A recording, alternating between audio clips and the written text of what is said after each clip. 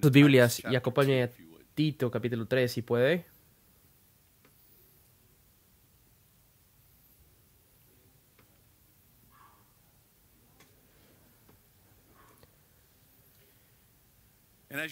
Y mientras vaya, quiero que sepa de que hay una pregunta común que continúo a escuchar de los pastores que aspiran entre más tiempo paso en los seminarios. Y la pregunta es esta: ¿debo plantar una iglesia o debo revitalizarla?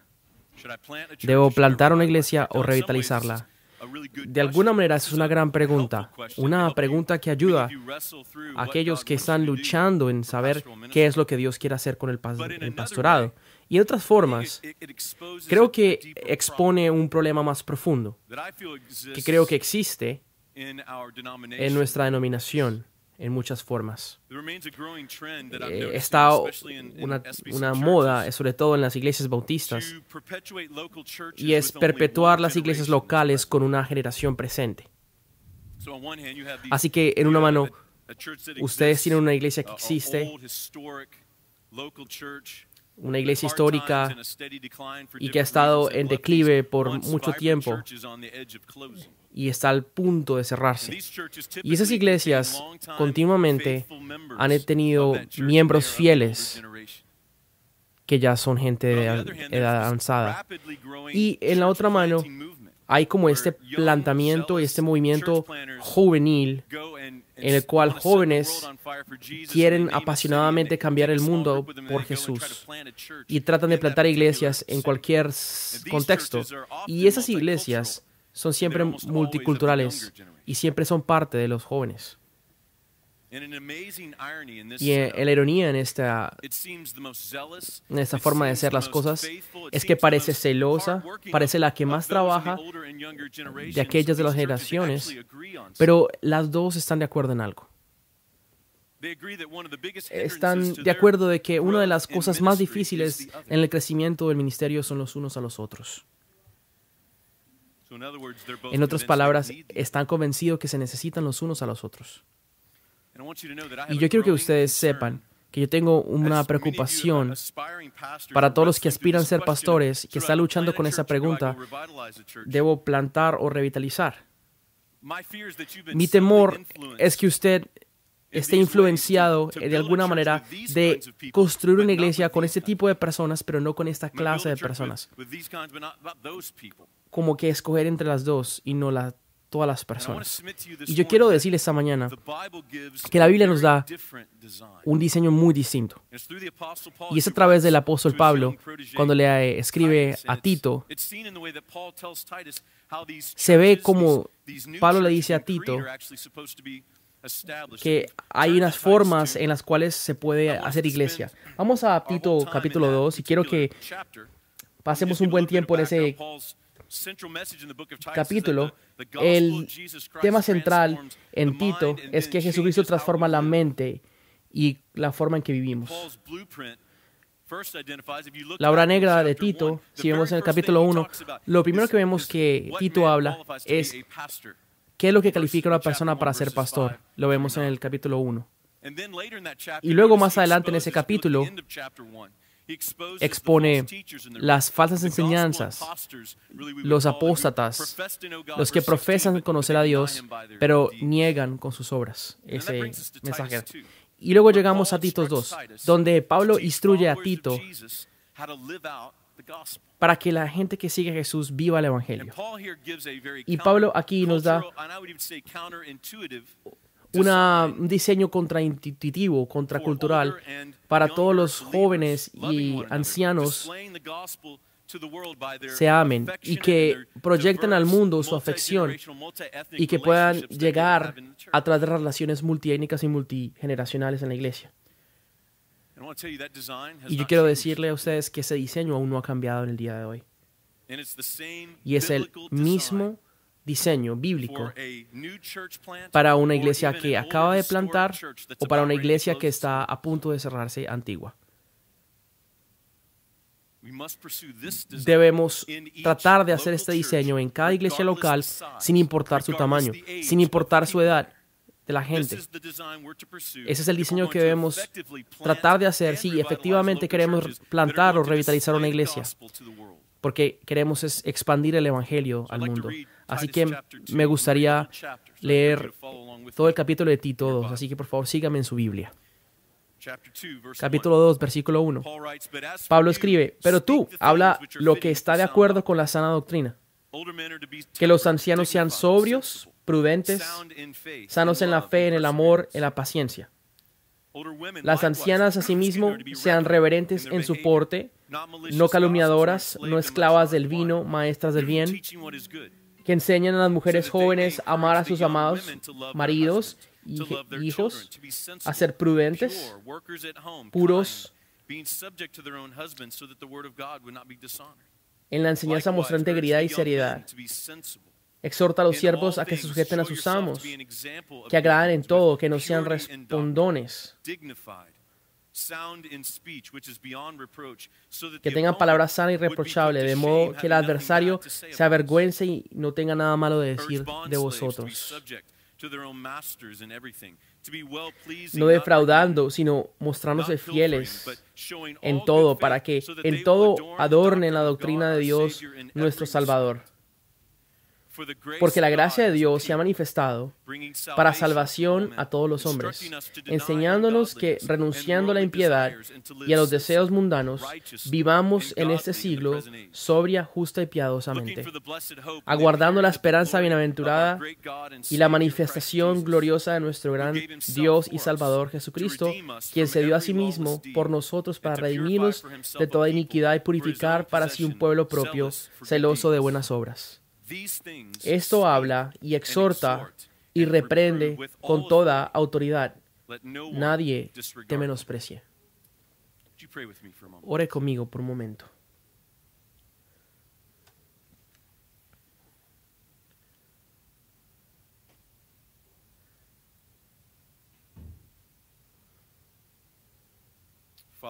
Padre, te pedimos que tu Espíritu venga y se mueva en nuestros corazones, que deseemos lo que tú deseas para la iglesia y que abracemos eso y que tú utilices tu palabra en el día de hoy para empoderarnos a seguir este diseño. Lo oramos en el nombre de Jesús. Amén.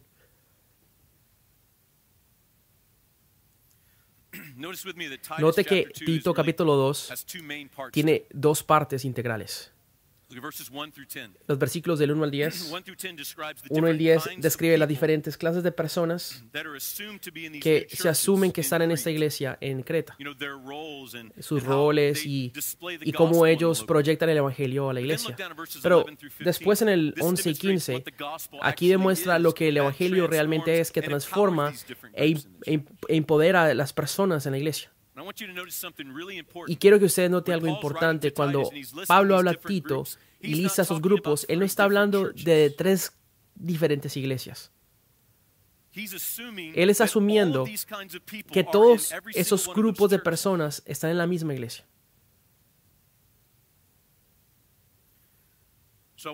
Entonces quiero mirar esos tres grupos y reconocer que el poder transformativo del evangelio es desplegado en esos tres grupos particulares. He aquí los primeros grupos, para si toman notas, es los jóvenes y los adultos. Vamos al versículo 3 y 4. Específicamente las ancianas deben ser reverentes y no esclavas al vino, enseñar a las mujeres jóvenes. Entonces se puede decir que las ancianas deben mentorear a las jóvenes. Pablo no solamente modela este diseño para Tito específicamente, sino para la iglesia. Entonces está el grupo de los jóvenes y los adultos. Y luego está el segundo grupo, los hombres y las mujeres. Hay hombres y mujeres. No solamente los hombres y mujeres están mencionados aquí, pero cada uno de ellos juega un rol distinto en la iglesia local. Y note que las instrucciones varían entre los hombres y las mujeres por muchas razones, pero otra razón creo que yo es que, presumiendo de que hay diferentes tentaciones que afectan a los hombres y a las mujeres, y Pablo se refiere a ellos en sus virtudes y todos sus sentidos. Es tan específico en lo que escribe. Y hay un grupo tercero, y son los esclavos y los maestros. Vamos al versículo 9.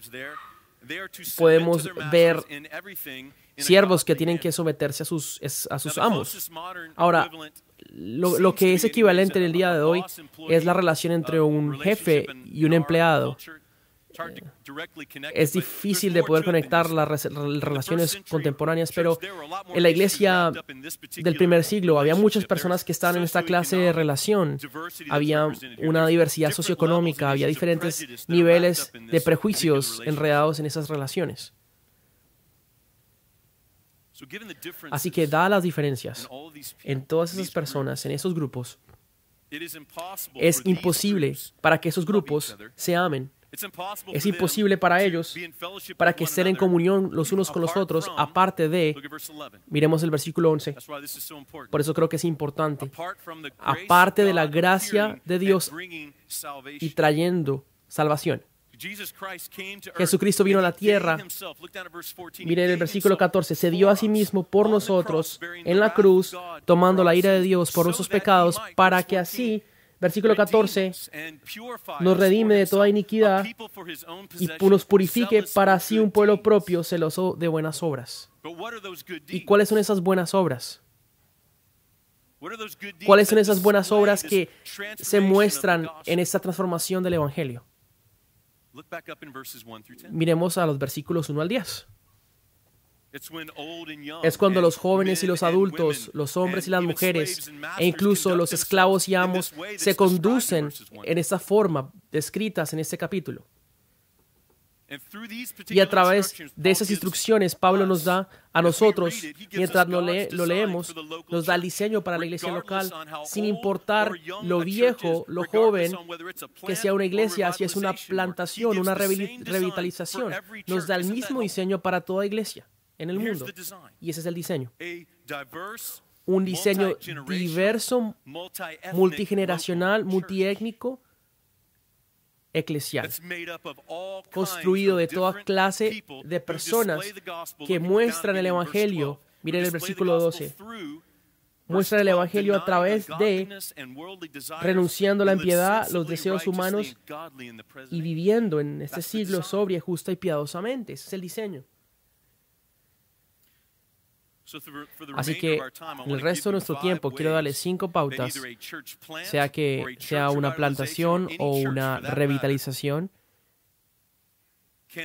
pueda perseguir esta clase de diseño, esta clase de multidiverso, multigeneracional, eclesial. Así que 5 pautas. La primera es que lo antiguo o los ancianos deben mentorear y modelar a los jóvenes. Los ancianos deben tratar de discipular a los jóvenes. Ahora, se lo dejo a su propia conciencia delante de Dios en qué clase de grupo usted está.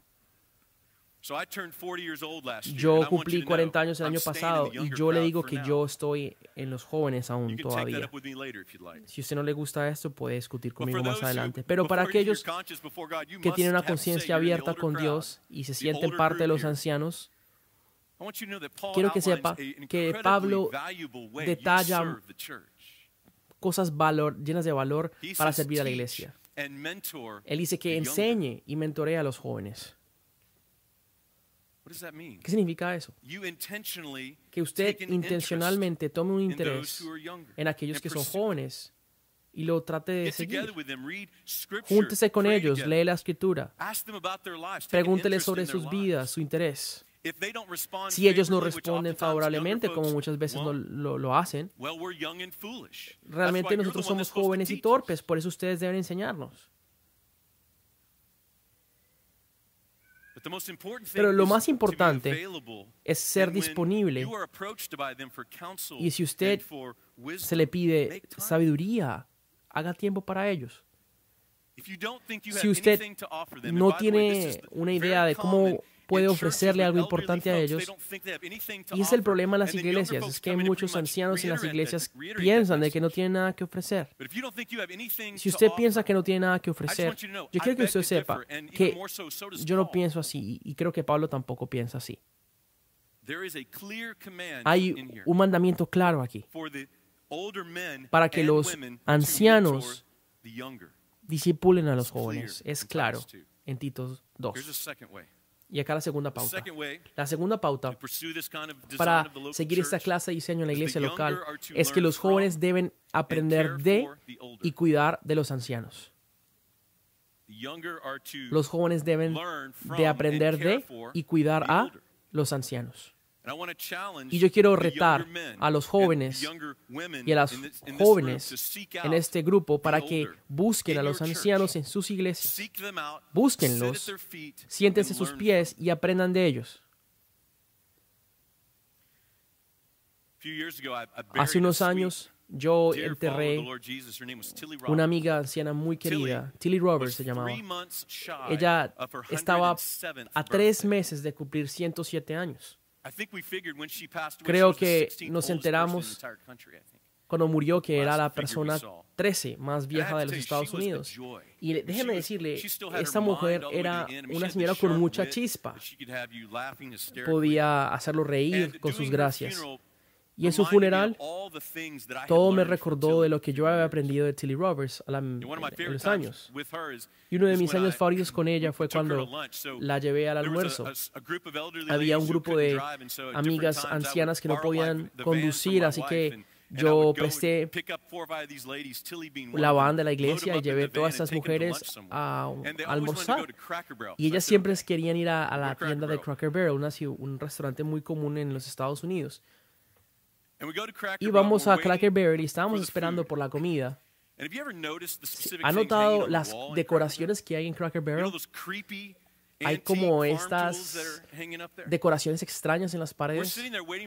Estábamos mirando eso en la pared mientras esperábamos por la comida y Tilly, que había crecido en una finca, me estaba introduciendo los diferentes artefactos que estaban colgando. Y eso me impresionó bastante. Ahora, usted debe saber algo muy importante acerca de Tilly. Ella no me enseñó nada acerca de la expiación. Jamás me cambió la forma de ver los últimos tiempos, pero aprendí muchísimo de ella acerca de la vida, mucho acerca del matrimonio, mucho acerca de caminar con el Señor y ser fiel en el sufrimiento de la vida. Hay un diácono de 92 años que murió hace poco en la iglesia que me enseñó tanto acerca de lo que significa ser fiel en el matrimonio solamente estando casado por 72 años. Hay una riqueza de conocimiento acerca de la fe, matrimonio, los niños, la perseverancia en los santos ancianos en la iglesia. Así que por favor escúcheme, es arrogante y es torpe de estar casado 5 años y pensar que usted sabe más del matrimonio de una persona que ha estado casada por 40 años. Asegúrese que usted está persiguiendo a estos ancianos en la iglesia, porque una vez que se vayan, va a llegar un punto en su vida en que se podrá arrepentir de no haber compartido tiempo con ellos. Y esa es la tercera pauta de perseguir este diseño. Los ancianos mentoreando a los jóvenes aprendiendo de los ancianos. Y acá la tercera, de tener un contenido abierto con la música. Habiendo ya hablado de mucho, quiero ser específico. Ser muy abierto con la música en la iglesia. Pasé muchos años, en los primeros 8 años del ministerio, sirviendo en el ministerio musical. Y eso en iglesias muy grandes. Y en muchas de esas iglesias grandes, realmente la música llevaba a la iglesia.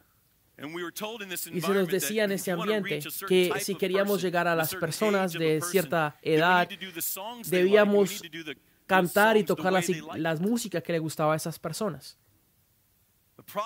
El problema es que cuando usted solamente le sirve a un grupo específico en la iglesia con su música, usted acaba alienando y separando a otro tipo de personas. Y cuando usted trata de agradar a todo el mundo, haciendo con diferentes servicios, con diferentes preferencias y estilos de música, terminamos dividiendo la congregación. No estamos tratando de que se comprometan en amor los unos con los otros. Así que esa es la mentira que usted ha escuchado mucho tiempo. Los jóvenes no irán a su iglesia si la música no es hipster, no es cool y contemporánea. Así que cuando yo llegué a la iglesia bautista donde servía, había en mayoría muchos hermanos ancianos que hacía la media de la iglesia de 85 años para arriba. Y cuando yo llegué, cantábamos himnos del himnario bautista. Y luego, años en adelante, la edad de la iglesia media se convirtió a 35 en adelante. Y seguíamos cantando himnos. Ahora pues es un poco diferente, tenemos un poco más de instrumentos y tratamos de combinar con himnos modernos. Y el Señor ha mandado gente muy dotada de música y las cosas han cambiado un poco. Pero en últimas es acerca de definir o redefinirnos en el contenido de lo que cantamos y no la música en sí. Así que yo quiero retarlos a todos ustedes en sus iglesias individualmente. Quiero retarles que Pablo le escribe a Tito asumiendo de que había jóvenes y adultos y ancianos en la iglesia. Quiero retarles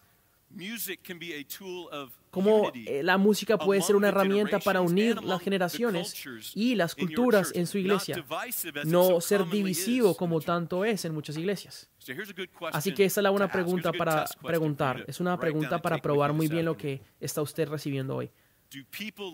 La gente se va en un servicio de nuestra iglesia más hablando de cómo la música se hizo o de las verdades que cantamos en la iglesia. Número 4. Abrace la diversidad socioétnica en su iglesia local. Abrace la diversidad socioétnica en la iglesia.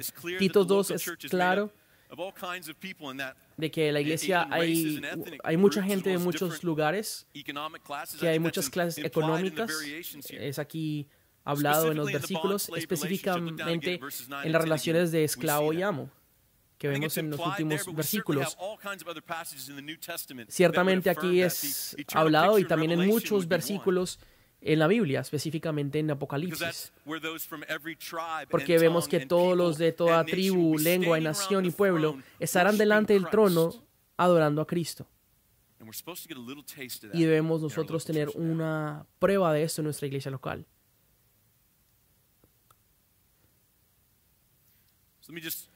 Así que déjeme animarle en medio del trabajo de unir los ancianos y los jóvenes. No pierda de vista el llamado del judío y el gentil, del negro y el blanco, el rico y el pobre, para que sean uno en Cristo y visibles en la iglesia local, sin importar si es una plantación o una revitalización. Aquí la número 5 y terminando. Confíe en el poder del Evangelio para unir. Confíe en el poder del Evangelio para unir. ¿Y no es eso lo que Pablo está haciendo en los últimos 5 versículos? Miremos los versículos 11 y 15 por última vez. Eso es lo que Pablo está diciendo. Y es como los versículos 1 y 5 suceden en primer lugar. Él está confiando en el poder del Evangelio solamente para unir todas estas diferentes personas. Eso es mejor ilustrado en nuestra iglesia hace unos años.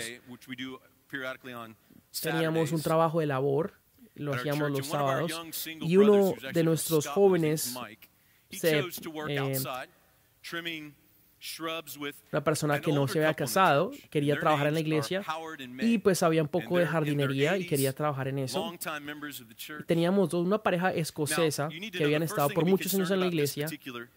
Pero antes de describir un poco la situación, quiero que ustedes sepan quién es Mike Scott. Ese es un hombre que es en Escocia con un acento marcado. Y esa pareja, la mujer no era de Escocia, ella era de Kentucky. Y May había trabajado muchos años para plantar árboles y podar matas, mucho más antes que Mike había estado en la iglesia. Y para añadir a la preocupación, Mike tenía experiencia en Escocia trabajando con jardinería. Así que se convirtió en una preocupación de que no sabía si Mike iba a recibir instrucción de May de cómo poder podar los árboles y las matas. Y realmente May le encantaba dar instrucciones de cómo hacer las cosas. Así que usted está conmigo en mi preocupación. Tenía miedo que se pelearan. Así que después del almuerzo, después de trabajar toda la mañana, Mike y nos reunimos y me muestra el trabajo que había hecho con los árboles. Y Mike solamente me hablaba de lo mucho que amó trabajar con May afuera. Él dice que aprendió tanto acerca de la iglesia, de la historia, mientras trabajaban juntos, mientras trataban de podar el árbol, aprendían tanto acerca de lo que sucedía en este lugar, en esta iglesia hace 30 años. Y él dice que aprendió demasiadas cosas acerca de la iglesia que había estado. Así que él amó ese. Pero no había escuchado la versión de May hasta la próxima mañana. Y después de la iglesia dominical, May se me acercó y me dijo, y tiene esta gran sonrisa en su rostro, y me dice, me encantó ese señor Mike, es un gran trabajador. No entiendo mucho de lo que dice, pero me encanta lo que hace. Y es una pregunta muy importante. ¿Ve usted el poder del evangelio? ¿Lo puede ver? Dos personas, diferentes edades y género, diferentes clases socioeconómicas y diferentes nacionalidades que encuentran diferentes razones para no gustarse los unos a los otros, pero están unificados por el amor a Cristo y por el amor por la iglesia. Así es. Y con ojos espirituales pueden mirar los unos a los otros y ver el valor que los otros tienen en Cristo y poder abrazar este diseño que Dios nos da en Tito. Así que déjeme animarle, amigos, jóvenes y adultos, hombres, mujeres, rico, pobre, negro, blanco, por favor vean que nos necesitamos los unos a los otros para poder mostrar el evangelio. Nos necesitamos. Nos necesitamos para que Dios haga crecer iglesias saludables que puedan permanecer por las generaciones. Así que sigamos este ejemplo de las instrucciones de Pablo. Seamos iglesias que mostramos el evangelio y la gloria de Cristo a un mundo que ve, no solamente a través de nuestra forma de vivir o nuestra proclamación, pero también cuando tenemos una relación bonita entre rico, pobre, blanco, negro, joven y adulto, ponemos las diferencias al lado, juntos. Y cálidamente nos amamos como un cuerpo en Cristo. Y que sigamos esto hasta que Cristo regrese por nosotros. Así que déjeme volver a la pregunta original. ¿Debe plantar una iglesia, una persona que aspira a ser pastor o quiere revitalizar una iglesia? Perdóneme por entristecerlo. Realmente no sé lo que usted tiene que hacer. Yo no sé si usted debe revitalizar o plantar. Eso es entre usted y Dios, su esposa y usted, la gente que está en su iglesia. Pero ese es mi punto. No solamente plante una iglesia porque usted cree que tiene paciencia para trabajar con gente anciana. No puedo decirle cuántas veces he escuchado esto. Escúcheme bien. No se trata de su llamado, sino su amor y su madurez. Y de igual manera, no vaya a una iglesia establecida solamente porque usted quiere un salario estable y porque quiere ministrarle a gente de clase media de raza blanca. Solamente asegúrese que cualquier iglesia que usted vaya, que usted se encuentre y vea el medio unificativo entre las diversidades étnicas, y sea algo que usted pueda tratar de perseguir en su iglesia. Y por favor, véalo como eso, lo cual poderosamente mostrará el poder del Evangelio a aquellos que están mirando alrededor. Esa será mi oración. Oremos juntos.